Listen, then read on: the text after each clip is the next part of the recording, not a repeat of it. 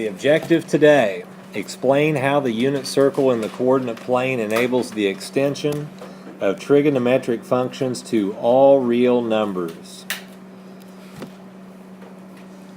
That's the part we're focusing on today, extending it to all real numbers. Here is an opening activity that, if you can follow this, then the process we're going to use for extending the domain of sine and cosine to all real numbers will make much more sense. Suppose that a group of 360 co-workers pool their money, buying a single lottery ticket every day with the understanding that if any ticket was a winning ticket, the group would split the winnings evenly and they would donate any leftover money to the local high school. Using this strategy, the group won $1,000. How much money was donated to the school? If they won $1,000 and they have 360 workers that are going to split it evenly, how many times will 360 go into 1,000 without going over? 2 times.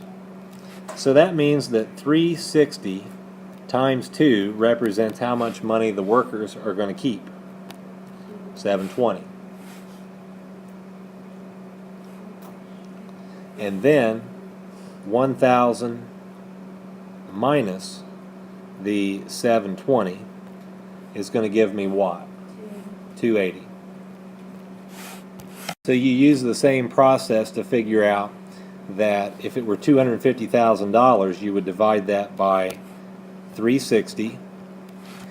How many times would 360 go into 250,000 without going over? And that is going to be 694. So 694 you would multiply by 360 and then subtract that amount from 250,000 and you'd come up with 160. Use that same process for 540,000. Using the same process here for this one, divide that by 360. See how many times it goes in without going over. Multiply by that amount, subtract it from 540,000, and you should come out with nothing. It just goes in evenly. This is why we did those exercises. Your first problem is to find cosine of 405 degrees and sine of 405 degrees and identify the measure of the reference angle. Okay, so we are in a circle here, like this. Poorly drawn, but you can still get the point. And 405 degrees means that I will have gone through this circle how many times? Once. So there's 360. How many degrees are left over after 360? 45. So that's my reference angle. That represents 405 degrees when I go through one time and then another 45.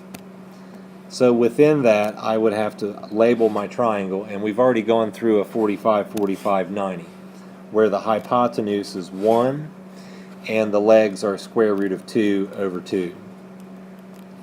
And both of those legs are positive. They're in the first quadrant. So if you went through to do sine of 45 degrees, or you call it 405 degrees, it would be square root of 2 over 2. And cosine of 405 degrees would end up being square root of 2 over 2. 840 degrees. So if we use 840 and divide it by 360, it will go in twice without going over. So twice of 360 is 720. 840 minus 720 is 120. So here is our coordinate plane. This is 90. 120 would be another 30 degrees out this way, but that would make the reference angle what? 60, yeah. And we know that with a radius of 1 in the unit circle, we would end up with a long leg of square root of 3 over 2 and a short leg of a negative 1/2 because you're in the second quadrant. Therefore, our reference angle is 60 and our cosine of 840 degrees would end up being a negative half. The sine of 840 degrees would be square root of 3 over 2. Well, we have 1,680 degrees, so 1680 divided by 360 means that 360 will go into it 4 times without going over. So 360 times 4 is 1440. 1680 minus 1440 is going to be 240. Okay, so here is our coordinate plane, and we know that this is 90, this is 180, and how many more degrees do I have to go to get to 240? 60. So my reference angle is 60. If you put 30, you've been knocked out. Okay, so that means our radius is 1, and our long leg is negative square root of 3 over 2, and our short leg is negative 1/2. Reference angle. Alright, so this is sine of 1680. That will be equal to a negative square root of 3 over 2, and then cosine of 1680 is going to be equal to a negative half. Find cosine and sine of negative 135 degrees. So in that case, here is our coordinate plane, and a negative 135 degrees is going to go this direction. You're going to go clockwise because it's negative. If I go here, I've gone 90 degrees. If I go clear over to here, that's 180, a negative 180. So I don't need to go that far. How many more degrees do I have to add in order to get to 135? From 90, 45. So I'm going to come out here, and that would be a negative 135 degrees. So I come down there.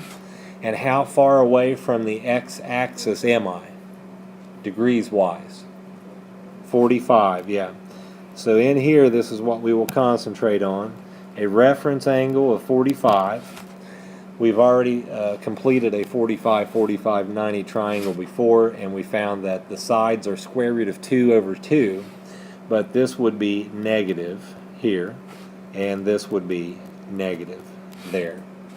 So that when you go to find the sine of a negative 135 degrees, you would have a negative square root of 2 over 2. And the cosine of a negative 135 degrees would be negative square root of 2 over 2.